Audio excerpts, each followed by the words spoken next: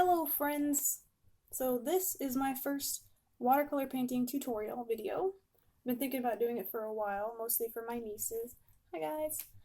My sister suggested that I do it since everybody's stuck at home and it seemed like the right time to do it. So for our first thing I thought we could try painting would be a landscape. It's really simple and straightforward, and you can choose your own landscape or you can paint the one that I have here today. I'll put it up on screen. And what I chose is the Dogtooth Buttes. They go by a lot of different names, but it's a feature from the Badlands back where I grew up. My dad called them the Dogtooth Buttes, so I call them the Dogtooth Buttes. Here's a couple little sketches I did of them. I paint them a lot. So choose your own landscape or paint the one I've got here, or just watch without painting anything at all, you weirdo. Whatever, you do you.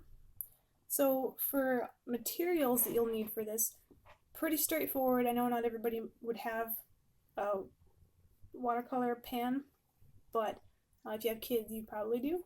So you don't need anything special. I just have this basic, really dirty watercolor pan set. Some basic brushes, nothing fancy, nothing expensive. I like to paint on like to start off little squares of watercolor paper. Also not expensive. They're very not intimidating because you can mess them up and throw them away and nobody cares. Just a little piece of paper. So go ahead and start on something small. Also, you might choose to have some tape if you want to tape your piece down so that it doesn't warp while it gets wet. It can warp and you can keep painting on it. I usually do. I mean, these are my paintings I'm doing for my book right now. Look how warped they are. I don't care. Doesn't bother me. I taped down this painting for the video because it's easier to film when it's flat. But otherwise, you don't have to do that. You can just use a basic masking tape. Know that it might rip your paper a little bit when you pull it up. It just happens. Use an X-Acto blade to stop doing that, please. Somewhere else. Stop. Okay, so you also need a pencil. If you want to sketch out your landscape ahead of time, you don't have to. You can go right for it and be gung-ho and crazy if you want to. You'll also need a cup of water, and paper towels. You want to have paper towels at the ready so you can mess up without having to worry about it. Let's see, I think that's everything. Oh, if you want to tape your piece down, you can tape it. I taped mine to my self-healing board. You can tape it to any board. You can even tape it to the table if you want to. It should come right off of there. So, yeah, that's everything. Let's get to it. Stop doing that, please. We're on camera. Jeez. Okay, here we go. So you don't have to do this part, but I went ahead and sketched in the basic shapes of the landscape just so I have something to go off of when I start painting. You could start with paint and skip the pencil altogether and just be a gung-ho crazy person. You go for it and do it. I support that 100%. One thing you want to note about watercolor is that it is transparent, so you will see the pencil through the paint at the end of the painting. So you'll either want to draw very light or erase a little bit before you begin, just so that it's not so noticeable. So here we're going to start with the background in a watercolor painting. In this case, that's the sky. So we're going to drop in some blue, real original Roxy, blue sky. Oh my god, what a groundbreaker. So we're just going to drop in some of that blue. I'm adding a lot of water to the brush. Sometimes it is just water and no pigment at all. I'm blocking in a little cloud there, but spoiler alert, I don't like that cloud and I erase it later, so be prepared for that. Watercolor is worked in layers, so what we're doing right here is putting down some blue that we're going to come back in later and add more to, and also remove that cloud. And now we're going to start on a different portion of the painting that is not touching the sky because the sky is currently drying. If we painted right up against that sky, it would bleed into the sky, and I don't want that in this case. So we're just putting in that green. I'm keeping it pretty loose and light, and you might even notice that I don't cover up all of that paint or all that paper. I leave a lot of raw paper at the edge. I just like the raw brush strokiness that you get with that. Okay, so now we're gonna go ahead and no, get out of here, Cloud. I hate you. No, nobody likes you. Much better already. That paper is still pretty wet, so it's easy enough to reactivate the paint on it. So it's still wet, so we're going to add some of the dark blue up at the top and create a nice gradient from the top to the bottom. And one thing you want to notice, you want to take note of when you're painting a landscape, when the sky comes down and meets the horizon, it gets lighter. It's not always noticeable in real life if the sky isn't super intense. But here's another thing you want to try out for yourself. I'm using a paper towel as a tool. I want to remove some of that water and pigment, so I'm just dropping in just straight water and using my paper towel over the top of it by laying it down gently and pressing the paper towel. I'm not rubbing on the paper. That would cause smudging. It might even tear the paper depending on how wet it is. So here we're just going to intensify that sky a little bit by adding some more blue, and then just straight water in the brush now, and just gently let it bleed downwards, let the paper and the water do what it does. We skipped forward a little bit now so that we can get to the dry spot. There's me testing to see if it's dry. So because that sky is dry now, of course the land is now at this point too, we can go ahead and start painting in the buttes. So we're just going to get a nice greenish, grayish, bluish kind of color for the shadowy parts of the butte. And those are not very like detailed chunks. It's pretty much all one color. So we will just start getting that dropped in there. And you don't have to mix colors like I do either. I just like to mix up my own colors because I have a certain vision in my head of the colors that I want on the page. You can use the paints just like they are on the pan, and you don't have to have a pan that even has as many colors as I have right here. You can use one that only has 6. You can do a lot with just 6 colors or 3 colors if you got the right colors. Heck, you can paint a really great painting with just 1 color. Maybe we'll do that someday. That could be a fun project. But for now, we're going to get these shadows dropped in here.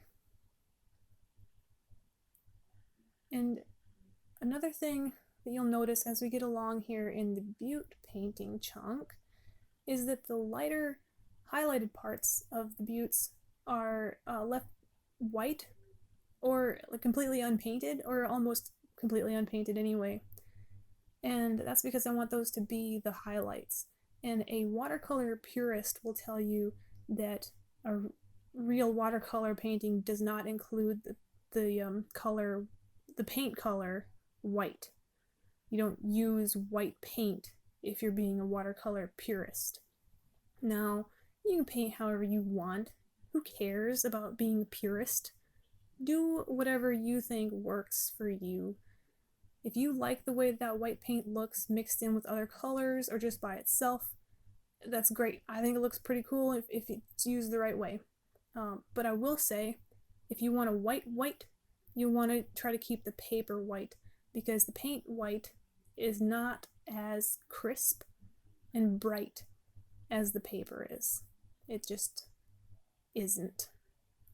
So keep that in mind, but go ahead and use whatever paints you like to use. Don't worry about what other people think about traditionalism and junk like that. We're just having fun here. We're just getting some paint on the paper and relaxing while we're stuck in our homes. While we're watching me paint here, I will say something about the composition that I chose. So a long time ago, when I was young, I grew up on a ranch, in case you didn't know that. Some of you might not know that. And the one day we had some oddball tourists show up in the yard. They were like driving around the countryside, like, I don't know, just taking pictures and touring country bumpkins or something. I don't know. I just remember them, and maybe my memory's wrong, but I remember them being like rich city folk, and the guy of the couple was all wearing all white, which I thought was crazy and silly when you're out in the country. But he had a really nice camera, and photography was his hobby. And he was telling me, since I was interested in art, he was telling me that when you're taking photographs of landscapes, you don't cut the picture in half by putting the horizon line directly in the center of the photograph so that it's equal sky and equal ground. It makes it really boring and static if you set the composition up so that you have a lot more sky than land, or a lot more land than sky. You're going to have a much more interesting and dynamic picture. And it's very interesting and very helpful tip that he gave me that I promptly forgot. But that I did learn it again in college from one of my professors. And so now it is in my brain. See, in this particular little painting, I decided to do heavy on the sky portion. It is, of course, it is weighted with the ground and the buttes because that tone is a lot darker, and it is grounded, no pun intended, with the heaviness of those tones and colors.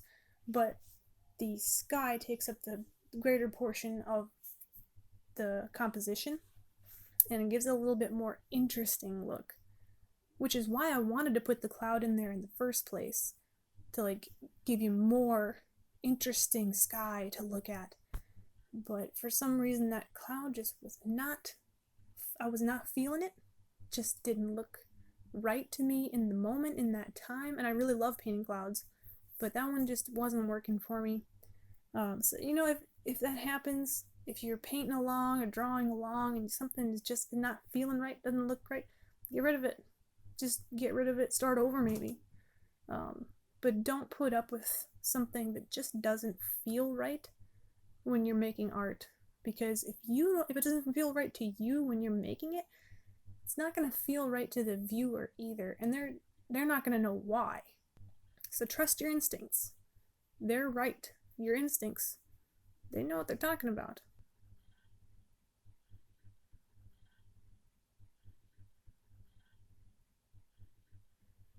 So we're just going to get those trees. I know you can't see them anymore, not really, but we're going to get those trees blocked in now with a dark orangey green kind of color, like an olivey orangey green. There you go. Orangey, green and orange, and green and orange. Alright, that's enough. Get it going. Come on. That's the stuff. So another thing you want to note about landscape painting and anything where you have a distance involved is things that are farther away from you are lighter in color. Lighter in tone, I should say.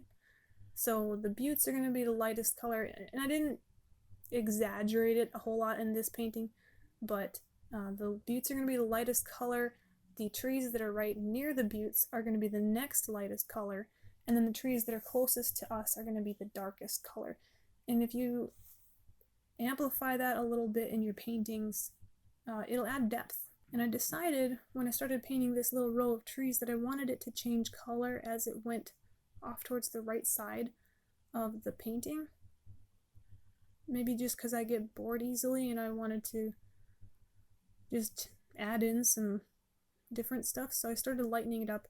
So it's dark over here on the left side, but as we move over to the right, it gets a little lighter.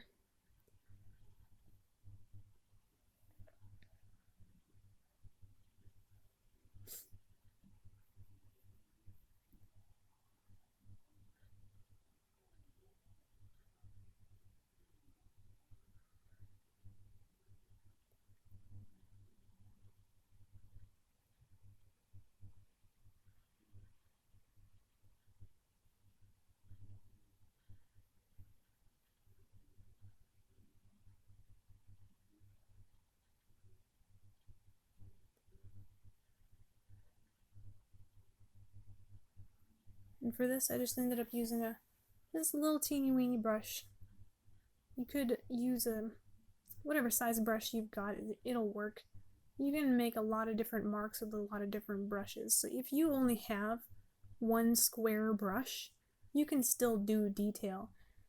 You can still do other things with it. So just practice with your mark making. Grab your brush, grab all your brushes, and some paint, and a blank piece of paper, and just start making marks so you can see what that brush can do if you hold it this way or that way, if it's loaded up with a lot of paint or a little paint, a lot of water, little water. Just practice with all the different movements and twisting your hand and holding it at this angle or that angle. There's all kinds of interesting shapes and things you can do that you'll find will work for different things in paintings. You might be surprised at what you can accomplish with the different brushes. You don't have to have specific brushes for specific tasks. You can make it work. Make it work with what you got.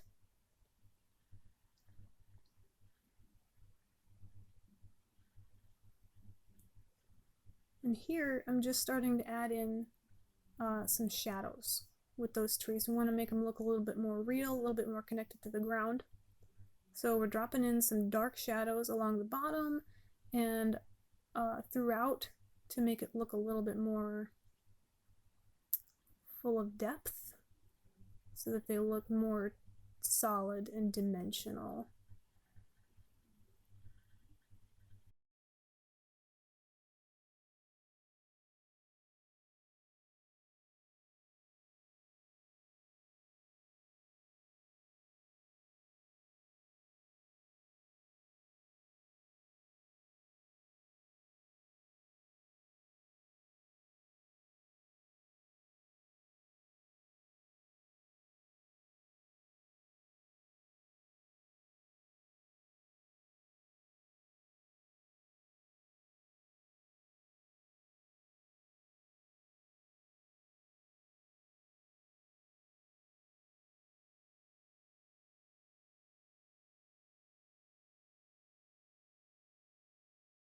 So what I'm doing right now is adding in some orangey colors into the trees. I thought it would add some fun visual interest to the piece, even though in the photograph there isn't any orange in those trees at all. They're just green. Actually, I think they might be evergreen, so they're not they never have orange in them. But for this painting, I'm the artist and I get to make that decision, and I thought that it would make it more fun to look at and more fun to paint, which it was.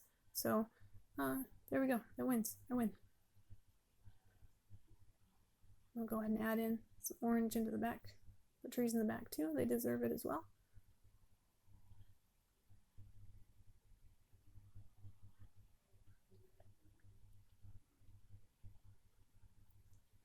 Alright, and then now these guys get some tree trunk. Give that guy a little tree trunk. Yeah, and that guy too. Ooh, nice. Very nice.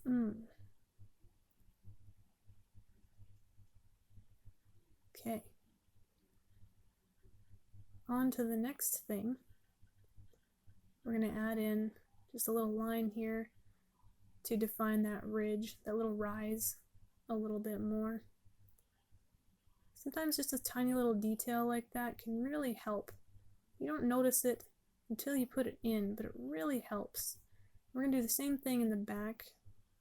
We're going to define that little rise back there at the base of the buttes, and just define a little difference between the butte and the grassy area in front. And that will also help give the buttes a little bit more weight and connectivity. It helps it connect to the ground more, so it looks more like it's all one piece.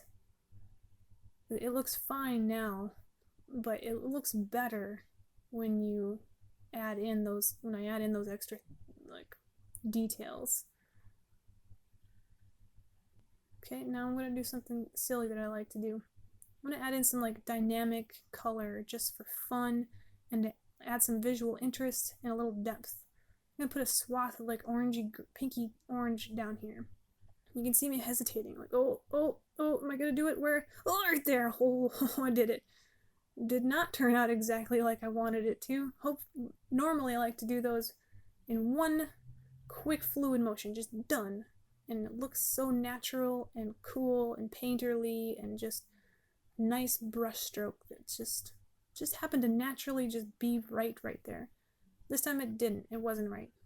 It looked okay. It was too dark, so I lightened it up a little bit. It's not shaped like I hoped it would be shaped. So I am just that spontaneous brush stroke I wanted to have in there. I'm editing it a little bit and changing it around. It's fine. When I'm done with it, you'll see I'm pretty happy with it in the end. Because, you know what, ground isn't all just one color. There are undulations in the terrain that manifest themselves in like little shadowy areas. The different plant life can change the color of things and the way the sun hits things. So now I decided to go ahead and drop in just a little outline of the ridge against the sky. This is something you can decide to do or don't. I personally am a sucker for a good outline, so sometimes I'll put in that outline against the sky just because I like it.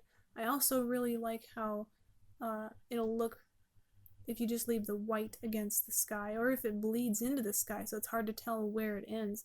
That's also a really fun look. So you decide what you want to do in a situation like that. It's up to you. You're the artist. It's your aesthetic. Have fun with it. And then I decided I wanted to drop in some of these geological breaks, like the layers in the buttes of the different sediment and whatever all those terms are. I don't remember. So I always think they're too dark when I drop them in, so I keep lightening them up and putting them back in because it's just I need more. Now I will tell you at this point I am not dragging the brush across the paint that I already put down. If I did that, where I put the paint down would be white and have a weird white streak across it, and that's not what I want. I just want to add that layer, a couple of those layers in there. Alright, and then because I wanted it to be more, like I said earlier, I wanted it to be more grounded. I wanted to feel like it's connected to the foreground. I decided to add a little bit more shadow at the base of the buttes here with a tannish, orangey kind of color, grayish, orangey kind of color,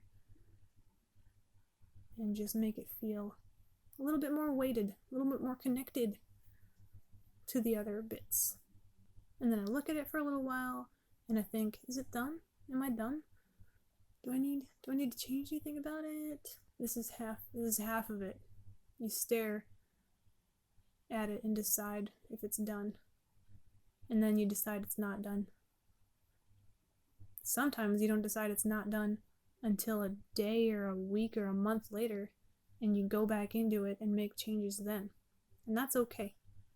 You work on it until you're happy with it. It's your piece. I decided to add in some darker sky area and then soften the edge of that paint that I dropped in with a brush just filled with water. And lightened up a little bit at the bottom with the paper towel. I like how the sky isn't a perfect gradation. I don't want it to be too uniform because skies don't generally look like that, and when they do, they're kind of boring to me anyway. So add in a little bit more of that, give it a few brush strokes that just kind of end in the middle of the sky there. You can see my brush lifting off towards the end of those strokes. And there we go. There's the done piece. Pretty happy with it.